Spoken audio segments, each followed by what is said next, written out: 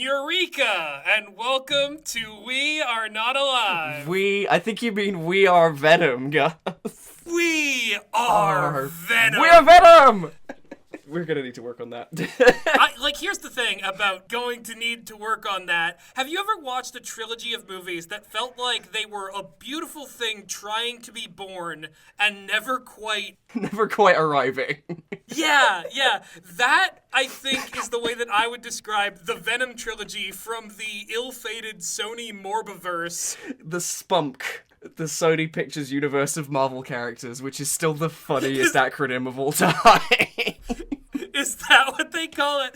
That was one of the, 100 things they called it. Spumco? John Kay? Oh, no! Oh, God. Yeah, everything about the Sony comic book movie universe, which was Spider-Man without Spider-Man, has been so strange and ill-conceived, and yet, among their many ill-conceived choices, they had 3 movies that actually did make $1 more billion, and it was the 3 Venom movies. I can't understate just how baffling and this is gonna sound like we're gunning for these movies.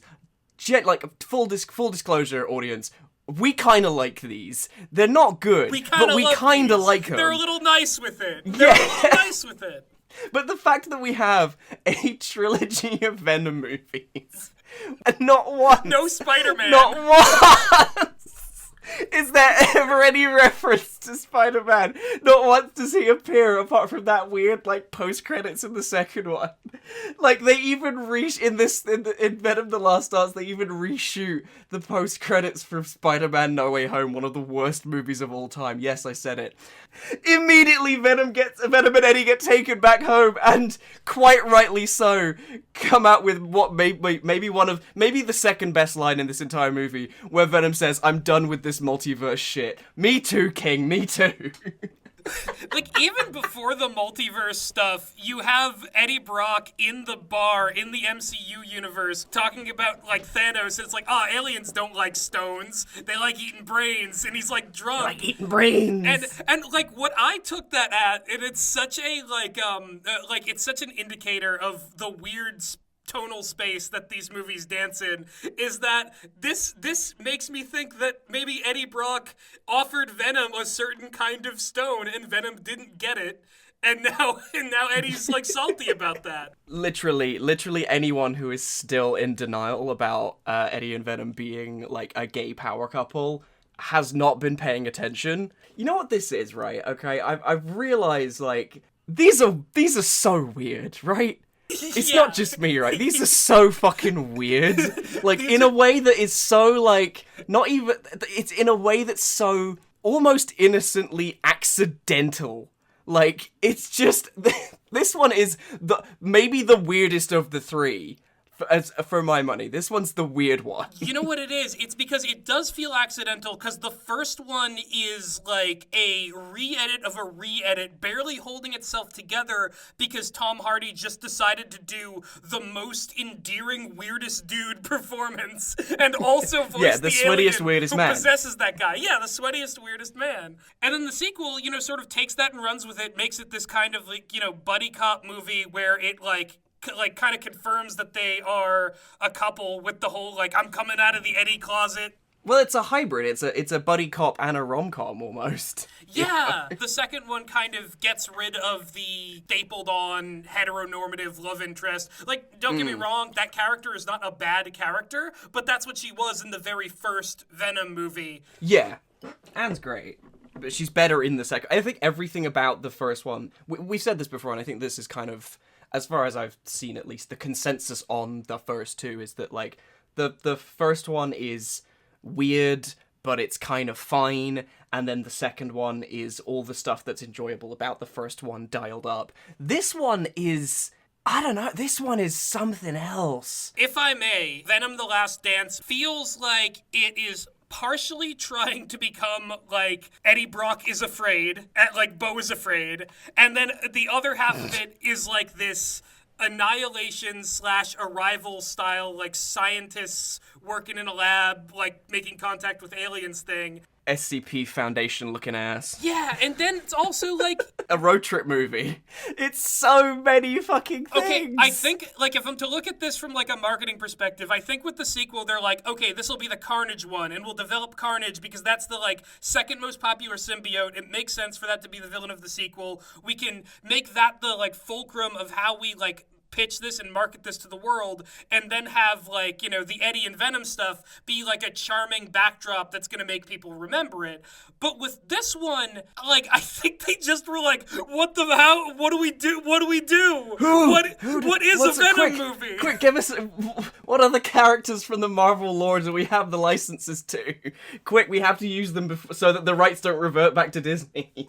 Yeah, so Null is here. I'm surprised they did Null, because, like, sure, people who are like me have heard of Null and might know who he is. Don't get me wrong, I've not read any of, like, the King in Black stuff, and, like, he's a more recent addition, like, I say recent, like, within the last 10 years, addition to, like, the Venom, Spider-Man, Marvel mythos. But I believe that's a character people enjoy. That's where I'm like, I'm surprised that we're doing this so soon. And yet, doing that, and then also doing, like, Xenophage and, like, other symbiotes, and, like... Yeah, okay, so that's what's really funny about this, is that there is this insane sort of tonal whiplash between, like, trying to be a, like, comic book movie that feels sometimes like a DCEU sort of, like, and then Steppenwolf came, and he's like, I gotta get the thing to do the thing, and then sometimes it's like a, you know, two guys on a road trip who are, like, silly and goofy, bumping into, like, a family of hippies one of whom is... moving right along in search of good time and good news. Good friends we can't lose. This could become a habit. Like, it's that. Yeah, it's literally that. And then when it's neither of those things, it ends up just being, like, scientists in a lab trying to do a very grounded, very, like, you know, sci-fi movie that just happens to have the goofiest, most silliest, like, goof troop aliens of all time. I'm gonna like list a few miscellaneous things that are in this movie, dear listener, just in case you've not seen it. Yeah. There is a subplot wherein Area 51 is being decommissioned. There is a recurring bit about one of the scientists wearing a Christmas pin in July because her mum made it for her. There's a recurring subplot where Eddie Brock keeps losing his shoes. Yeah. There is a hippie family, or, like, a family on a road trip where, like, the dad, played by Rhys Ifans, who are, like, fans of movies like this will know as Dr. Kurt Connors, aka the Lizard from The Amazing Spider-Man 1. It wasn't that amazing. It wasn't. But he's the dad, and he's obsessed with seeing aliens. He wants to see them aliens. He's taken him and his they make reference to the fact that him and his family, they've blown their entire life savings to get a camper van and drive it across Nevada so they can go to Area 51 before it's fully decommissioned. Yes, this is a crucial part of this movie. And you know what? Like, isn't his wife named something like Luna Moon? Like, they're fully, like, a hippie, like, family? His wife is named Nova, his son is named Leaf, and his daughter is named Echo, not to be confused with Echo, other the Echo, Marvel yeah. character. The other This Echo is in Marvel. not the MCU. We are legally, it's separate. It is legally distinct Marvel. That is, like, the Sony Marvel stuff, and, like, this obviously has been said, it's done to death, but, like, anything that comes out of there, with the exception of, like, and I know you and I have, like, differing opinions on the sequel to these, Gus, but, like, other than the Spider-Verse stuff, all their live-action stuff is MCU with the serial numbers Please don't put me on blast for that. No, it's fine. We're not talking about that. We're talking about Venom. Rapidly switching over to this hippie man in his car. Martin. He's the only one in the family with a normal name. His name is Martin. His wife's name is Nova. His kids are Leaf and Echo. What are we doing? Yeah, so Martin is great because like in the end of the movie when like because we know there's gonna be aliens, we know it's a Venom movie, we know that like Nolan and the xenophages are in play. When he finally sees the aliens, he delivers the like aliens, alien invasion, alien attack. It's so perfectly weird that like what is that delivery? Aliens, alien invasion, alien attack. Alien attack. Alien attack! Alien invasion! Like, the thing everyone exclaims when they're surprised by the presence of aliens. It's so funny. Like Eddie goes and hangs out with them for a bit of the movie. They sing like Space Oddity in the car, like with a little ukulele. They do. That was, you know what? That's actually quite a touching scene, though. That is quite a like. There are moments of like quite earnestly enjoyable and almost quite beautiful sincerity throughout this trilogy. And, like, that's one in this movie. I honestly feel that. Like, I feel that, like, there are moments in this where it just kind of doesn't have to be, like, a comic book movie that's, like, setting up world building or paying off stuff from the comics and can kind of just be the character study of this weird guy. The weirdest, sweatiest man and his gay little tapeworm lover. Okay? And it's just beautiful, and somehow, like, I think Tom Hardy getting more involved in the creative side of things. Yeah, he co-wrote this. Everyone leaning into this has somehow, like, managed to not lose the energy that they bottled somehow in that first one. I think, you know what I think it is? I think it's the eating live lobsters out of the tank scene. Changed the course of history and then thus changed the course of this entire trilogy. They like distilled pure insanity and they were like, oh my god, we can make 3 of these now. No one's ever done this before. Yeah, like Lore Drop, honestly, when I saw Venom, the first one, in theaters, I was going with like some coworkers and I wasn't expecting to have like that good of a time. I was like, oh, come on, this is like probably gonna be like one of the lame comic book movies. I was, like, in tears laughing the entire time. Like, the entire movie, I was just, like, losing my shit and freaking the fuck out. It's ridiculous. And spilling my theater pizza. Like, it was, like, so crazy. This is the movie where Eddie Brock gains weird person domain expansion because like he's been like pretty much a kind of consistent level of weird throughout these, but it's like between movies or maybe by being rocketed between like the MCU and the Spunk, he like gained the ability to like make everyone around him almost as weird as he is. Sometimes characters he's not even met. Case in point, we get Juno Temple playing Dr. Payne in this, who has like a tragic backstory where she was watching a thunderstorm on the beach with her brother and then was struck by lightning and electrocuted her brother. And it's like, huh? Okay. I gotta say, like, in a weird way, I kind of feel responsible for this plot line. You did this. Let me tell you, do you know where I'm going with this? I don't think you know. Wait, no, I don't actually. What? Back when the first Venom movie came out, I did like an unscripted, like yelly, kind of crazy, like off-the-wall imitation of Eddie Brock.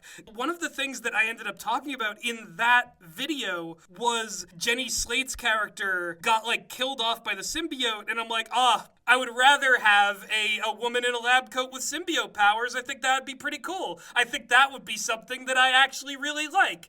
It has nothing to do with my carnal fixation on seeing an attractive woman in glasses and a lab coat using oozy gooey ooze powers to fight monsters. Like, I have to believe that someone at Spunk saw my insane rambling and was like, you know what, Juno Temple, put her in a lab coat, put a symbiote on her. We're making this one dude very happy. Kelly Marcel and Tom Hardy saw that video and they were like, we know what we've got to do. Also, I gotta like point out as well, if this was in any other trilogy, it would get ripped to shreds and be like, that continuity, this is a huge plot hole. And I'm like, it is a huge plot hole, but I think it's fucking hilarious. Okay, do you remember how in the first one, right, there was a whole subplot about, like, the symbiotes needed to have, like, a compatible host in order to survive on Earth? Like, they had to merge properly, and that was, like, the reason that Eddie and Venom worked, is because they had, like, symbiosis. Yeah, they were a compatible match, if you will. They were a compatible couple. There were multiple scenes where, like, you had, like, failed attempts and people, like, dying from being, like, and symbiotes dying from being combined. Yeah. But now we're in, like, the third one, and the symbiotes can just merge with fucking anyone, and it's fine. There's no rules. There's no continuity. They're just like, fuck it, we're doing whatever. See, earlier in the movie, I thought that they were sticking to the old rule because, like, they have Mulligan get toxin, and Mulligan, like Eddie Brock, is just like a white guy who dresses kind of poorly. So, like, I thought that that's what symbiotes were into. They've got a type. Yeah, it turns out that, like, you know, all of these symbiotes could just start jumping into people and turning them into monsters so that they could take on the xenophage. It's so fucking Monstars. It's so the Monstars. Oh my god. You're right. They've even got, like, the bright colors and everything. That's so funny. That's so funny. And what I love about this is that, like, you know, if it were any other thing, I think, like, if it was like a bunch of recognizable characters from the comics showed up in a Marvel movie or like a MCU TV show, I'd be like, come on, like, stop pandering, like, stop trying to, like, put too much stuff in. But because, like, this is these movies and this is only, like, the symbiotes and Venom, like, seeing a bunch of different brightly colored symbiotes, I'm just like, yes, they're goofy and they're silly and they're gonna fight the bad guys. I feel like it's very earnestly, like, it's a specific, like, it's that specific, like, 90s Venom. Like, comic readers will know what I mean, where it is just, like, and there's, like, a ridiculous number of symbiotes, and they're all technicolored, and, like, there's, that, you know, they've all got, like, their own quirks and gimmicks, and, like, I feel like this one, they pushed the PG-13 a little bit more than the previous two, where, like, this one, you do see, like, 4 dudes get their heads bitten off by Venom at the start, but it's really, like, oddly bloodless until the xenophage starts, like, shredding people. Yeah, the xenophage just puts people through, like, a fax machine. Yeah. It's just like, bzzz, and they're gone.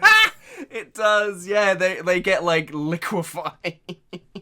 Oh my god, like, I feel like we need to take a step back because, like, we're so excited about, like, the aliens and the stuff. And, like, no, it's just so ridiculous. This is the perfect energy because this is the energy that this movie has. The crux of this movie is that, like, Null, the god of the symbiotes, the guy who created them, is trapped in, like, a kind of void prison, and in order to escape, he needs a MacGuffin called a Codex, which only occurs when a symbiote brings its host back from dying, and we get, like, a quick flashback to when Eddie is, like, impaled through the chest by Riot in the first one. So because of that, like, Eddie and Venom have the Codex. What I find really interesting about, like, the Codex as a plot device is that while they try to, like, explain it through, like, world logic a lot, and, like, it is kind of, like, funny the way that they manage to do it, like, it's very comic booky and very kitsch, like, don't get me wrong. Yeah. But the thing that really I find compelling about the Codex is that it's like, hey, like, nothing else in this universe will really work for, like, the key to everything is Eddie and Venom, like, the two of them together, and it's kind of like a you know, a metaphor for the way that this entire franchise has just been like, we've thrown everything at the wall, and these two guys have been the only thing that stuck, and they stuck real good. It's like, because at this point, like, there's no, like, I mean, I haven't even bothered to watch, like, Morbius or Madame Web or Craven, but, like, from what I've heard about them, like, there's no continuity between these films. Like, Sony claims of, like, making a connected universe. Anybody who has actually watched Morbius isn't a real fan of Morbius. Like, you're a real fan of Morbius when you, like, have not seen anything but the Matt Smith dancing to that Esca song. Yeah. That is the one thing you're allowed to do, and that makes you That's a Morbius its lasting fan. legacy on cinema. But the thing is, like, you could very well say that, like, the Venom movies take place in their entirely own pocket universe, because there's, with the exception of, like, Francis in the second one, there's no other, like, superpowered characters, there's no other, like, heroes or villains, it's just Venom and Eddie and the symbiote. So, in a way, having the third film be like, yeah, the pair of them are the MacGuffin, they are the center of the universe, the most important thing, is like, it's actually, like, well, yeah, because who else is there? There's no one else here. Yeah, and I think that's the main thing, is that as much as this movie is trying to have a plot with, like, the cops are hunting down Eddie because Mulligan went missing, and Null and his xenophages are trying to hunt them down, this movie is really about Eddie and Venom, whether or not the world will let them happen, and the world will make them work. And the sad thing is, on a meta level, the corporate interests won't. Like, I'm sorry to everybody who's, like, really bought into certain kinds of YouTubers, but they're not gonna let these dudes kiss. Like, the powers that be are not gonna let these dudes kiss. And they're cowards for it. They are cowards There was a moment where I was like, could they? Are they gonna do? It's like, it's near the end, and there's like a big battle scene at like the decommissioned Area 51, and Eddie and Venom end up in like a downed helicopter, which is like kind of on fire, and they have this kind of moment where they're looking around and they're like, oh, I don't think we're gonna make it through this. And I'm kind of like, this movie has had so much other weird shit in it. Are they gonna kiss? Just do it! And they didn't, and cowards. But at least Venom got to dance with Mrs. Chen. One last dance before you go. Unironically, like, incredible. I think, to me, that is the best scene in the movie, because it is the most earnest to what this trilogy has become. The fact that Mrs. Chen, who, like, in the first one is just a random, like, cashier, like, / manager of a store that Eddie saves from, like, a generic robber, the fact that she is in the sequel and then in this one too, you know, and I don't, like, if someone comes in the comments and they're like, Miss Chen has been in the comics since the 80s, I'll fully, like, stand corrected. Whatever. On both a level of, like, elevating the character who is just, like, exists to be saved from, like, generic criminals, and also the, like, addition of someone who is so, like, close to Eddie and Venom that they can meet up in Vegas and have this, like, wild, beautiful night. They bump into her in Vegas. They run up excitedly to see her. Like, they're hugging. They're so happy to see her. And there's this, like, what is genuinely my favorite line in the entire movie, because it's like we see Eddie, like, in his, like, disheveled Hawaiian shirt, like, trying to get into the Paris casino, and eventually, like, he has to, like, steal a tux off some dude who was, like, pissing up against a wall. And that bit was in the trailers. I'm sure people saw it if they haven't seen the movie. And they run up to Mrs. Chen inside the casino, and she's got this beautiful, like, red gown on. She's won a ton of money. They've, like, put her up in the penthouse suite. Like, she's got, like, credit at all the fashion outlets. And then Eddie just turns to her and goes, I got this suit off a dude who pissed on me. It's so funny. I had to pause it for a second because I was like, that's the best line in the entire movie. See, that's the thing. Like, those are the moments when this feels like this should have full-on been like a Beau is Afraid or After Hours, but it's like Eddie and Venom in one of those sorts of plots of just pure chaos. And it kind of is that. But again, it has to be like, I am Noel, and I am coming to do an anthology of, like, serialized plots in the future, unless you stop me. We're never seeing this character again, but, like, can I just say as well, his dialogue, man. His fucking dialogue is so painful. What an like, edgelord! It's genuinely like, no, it's not even that it's edgy. It's not even that it's edgy. It's so generic villain. It's like there's a mid-credit scene of him where he's head down for all of his scenes, and then you see his face in the mid-credit scene, and he's just like, all the planets will be mine. Everything will burn, and you will watch. And it's like, So you gonna burn everything, or do you want to control everything? Do you want the planets, or do you want to burn them? Like, what are you talking? It's so just like canned stock villain phrases. Like took a like humanoid form, and that's Null. The darkness has teeth. It's so Darkness silly. imprisoning me. Literally, that's what happened to him. He was imprisoned by darkness. So, yeah, see, what's really funny to me is that, like, the idea of, like, setting up Null as this, like, grand, like, you know, almost like Thanos-style multi-movie threat that is so beyond, like, the same way that, like, the DCEU tried to do with Darkseid, in failed miserably, and the way that, like, you know... Same like the MCU tried to do with Kang, and then... that stuff... Whoops. That stuff went bad in a lot of different ways, but I can think of no more perfect heroes than these two to be like, sorry, Null, you're not getting to execute your big long-term plot. We're gonna end it in this movie, the same way that we're kind of metaphorical way ending the idea that comic book movies are anything people should take seriously. It's like... Also, like, Null is voiced by Andy Serkis, man. Like, he's doing an incomprehensible, like, unplaceable... His accent changes, like, line to line, really. Speaking of accents as well, there's a moment where, Eddie and Venom fall from an airplane, and you can really clearly hear Tom Hardy's, like, English accent come through. Yeah.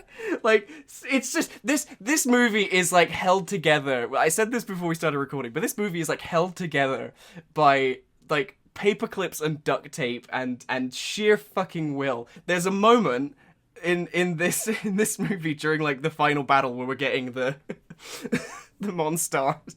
Yeah, the Monstar symbiotes. Yeah. Hit him high, hit him high, hit him high, hit him high, hit him low, hit him low, hit him low, hit him low.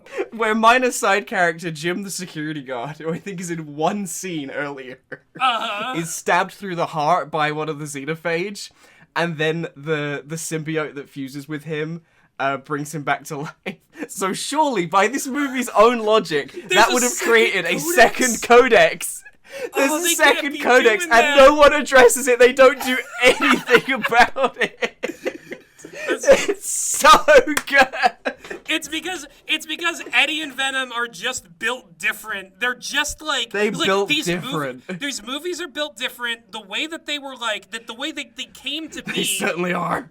Of completely unplanned sequels, like culminating in something that defies genre, common sense, and like consistent tone. And then at the end of all of it, like, we're having this goofy time, we're seeing all these like weird things happening, and we're like contemplating, okay, what is this all leading to?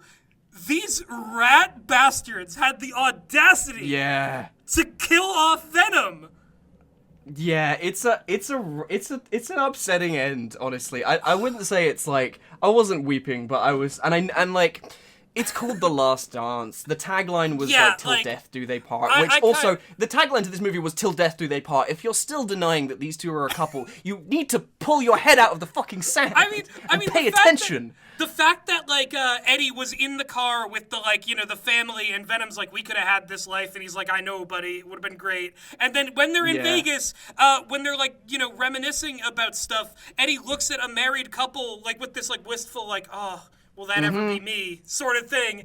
And there's, you know, there's a lot of other, like, you know, they reference Thelma and Louise at one point, that, like, which has similar sort of subtext. They refer to each other by those names. Yep, absolutely they do. There's a reference, there's a part where Eddie is, like, saying, like, I'm a big believer to the like, the hippie guy, because he's, like, trying to, like, pose as believing in aliens, and Venom goes, you're not that big, and Eddie goes, what, are you a comedian now? Like, these dudes know each other's bodies, minds, and emotions so well, and if that's not love, I don't know what is.